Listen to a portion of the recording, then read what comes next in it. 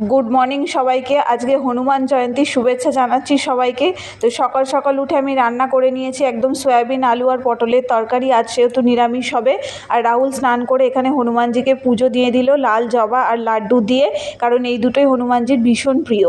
তো পুজো দিয়ে ও বেরিয়ে গেল অফিসের জন্য, আর আমি বসলাম এক কাপ চা নিয়ে, কারণ আমি তো সকালবেলা এই টাইমটা এক কাপ চা খাই।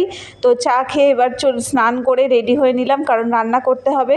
আর আজকে নিরামিষ রান্না হবে। করলাম পালং শাক, আলু বেগুন বড়ি দিয়ে ঘন্ট। এটা খেতে আমি আর রাহুল ভীষণ পছন্দ করি। আর শাক পাতা তো আমাদের সবারই খাওয়া উচিত। আর এদিকে এই ফুলগুলো রাহুল নিয়ে এসেছিলো, তো সেইগুলো শোকাতে দিয়ে দিলাম বাইরে, কারণ আজ একটু রোদ উঠেছে। এইগুলো বাড়ি যাওয়ার সময় নিয়ে যাব।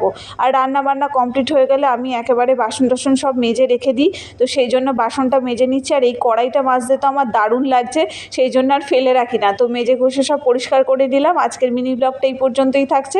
দেখা হচ্ছে পরের ভিডিওতে। আর এরকম মিনি ব্লগ দেখতে অবশ্যই